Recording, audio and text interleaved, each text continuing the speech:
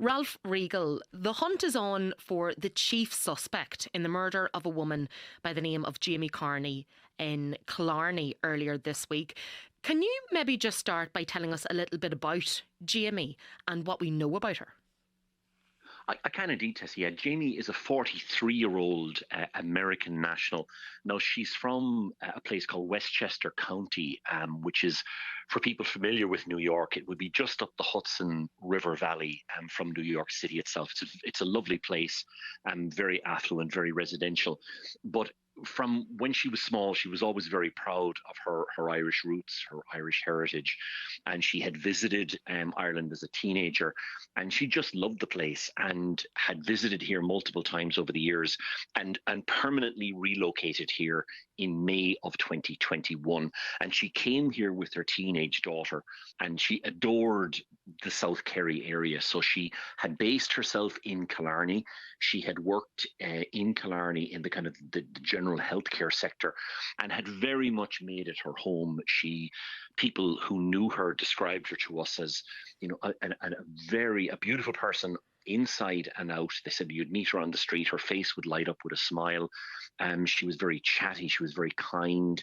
She became a very familiar figure. She was living in a rented property called Homeland, which is just off the Muckross Road. Again, people would be familiar with it from holidays and social visits to Killarney. Very, very busy road, very close to the national park.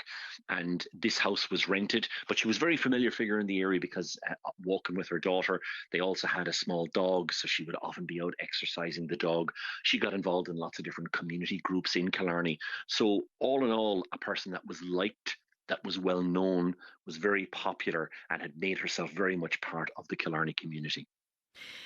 Jamey had not been seen since Tuesday morning, and it was then that her body was found in her own home. So can you maybe just tell me about the incident itself? Yeah, the last time she was seen in public was actually on Monday evening. Now, as I said, her property was called Homeland, and it's just off the Muckross Road. It's actually a lovely residential area.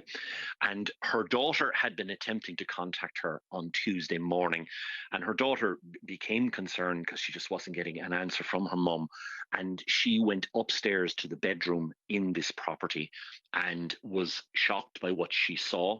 She contacted a family friend who raced to the address, and this is about 1:23 p.m. on Tuesday lunchtime.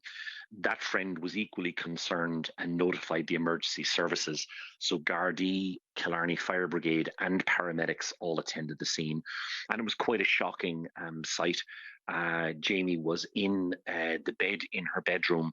She had visible head and neck injuries. There was quite significant blood staining in the room. And the person that assaulted her had gone to great lengths to try and, I suppose, camouflage the scene. They had pulled the bedclothes up over Miss Carney's torso and head so that someone just peeking through the door might have thought that she was still asleep. She was pronounced dead at the scene. The scene was immediately sealed off by Gardaí, and Gardaí alerted the Technical Bureau. A full forensic team came down from Dublin, and they conducted a painstaking examination of the scene. Now, Gardaí also commenced door-to-door inquiries throughout the area.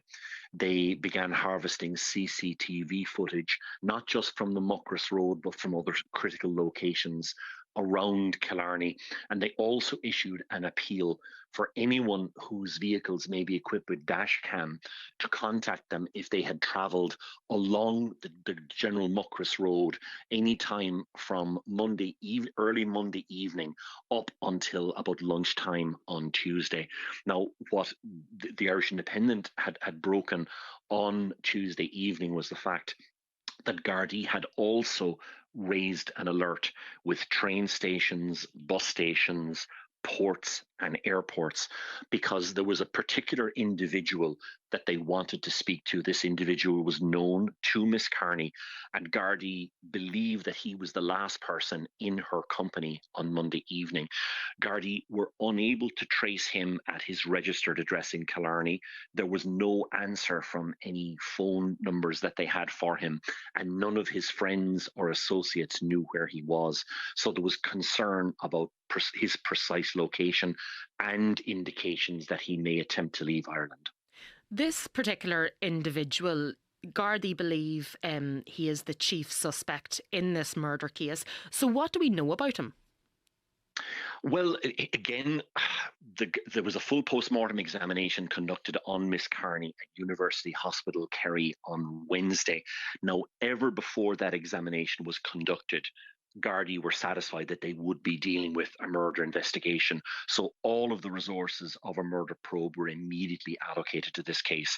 On Wednesday afternoon, it was confirmed that on foot of the findings of that post-mortem examination, Gardaí were treating it as a murder probe.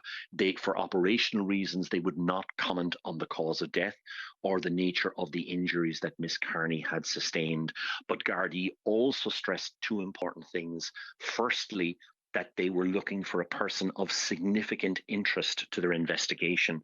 And secondly, that they were now following a definite line of inquiry in the case. And again, we've learned that this individual is a 28-year-old man.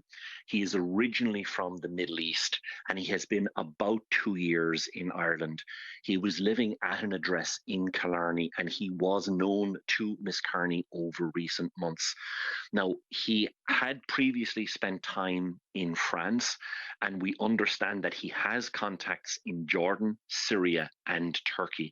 So really from the very beginning, Gardaí were concerned that this individual may attempt to leave the jurisdiction. They were hopeful that he would still be on the island of Ireland, but unfortunately it has emerged. Now, again, we had a story in the Irish Independent yesterday that Gardaí were looking long and hard at Turkey because this man seemed to have quite significant contacts in Turkey. And unfortunately, it has now emerged that this individual did leave the jurisdiction. There was roughly a 12-hour delay from when Miss Carney met her death and from when her body was found.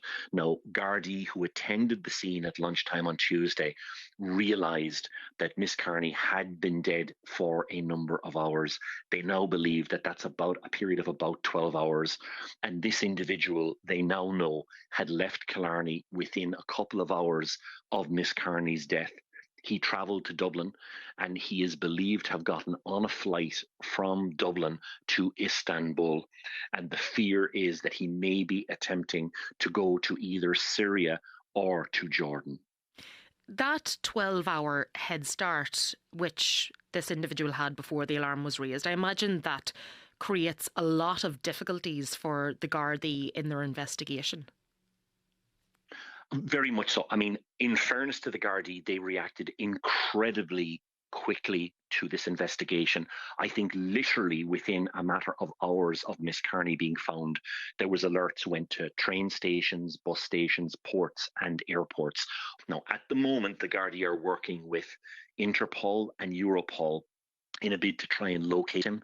They're concerned that this man may have alternative travel documents, so that he may have traveled to Turkey under one identity, but that he may have switched and may now be traveling under a different identity. The Turkish police are assisting the Gardaí, but there are a number of disadvantages. The size of Turkey, the fact that some of Turkey's borders are quite porous, so there's significant movements of individuals, particularly between Syria and Turkey, and that if this individual does attempt to leave Turkey, there are particular groups out there that are very adept at avoiding the authorities and getting people across the border. Ultimately, Ralph, it was a really shocking incident that happened. I think everyone across Ireland was really taken aback by the news of it. Jamey and her daughter were both involved in local clubs. They were active in the local community in Killarney. We know that Jamey Carney had suffered a bereavement the previous year with her father. You know, and now there is a young girl left without her mother. You know, what has the local reaction been like in Killarney to all of this? Yeah, I think, Tessa, that every death in violent circumstances is a tragedy, but I think some resonate at a greater level simply because of the fallout. And here you have a beautiful young woman, as I said, beautiful on the inside and the outside, who was a devoted mother. Her life revolved around her teenage daughter. Um, how many people in Killarney have commented on the fact that Jamey Carney, her world was her daughter, and that she would socialise with her daughter, she would take her daughter to sporting events. And I think it's hit home to people the consequences of this action, that here's a little girl who has lost her mother. Here's a family that suffered a bereavement last year and are now facing into every family's worst nightmare. And what makes it even worse is that here's someone from the United States who fell in love with Ireland. Ireland became their adopted home. Killarney is perceived as an incredibly safe and welcoming place to live, and yet she met her death in such violent circumstances. And I think the community is doing its best to rally around. There are family members traveling from the US to Killarney to support this teenage girl. The friends in Killarney of Jamey Carney have done everything that they possibly can. I know sports groups, women's groups, community associations, everybody is deeply concerned to do everything that they possibly can to show solidarity with this family who are going through the worst possible nightmare. Ralph Riegel, thank you very much.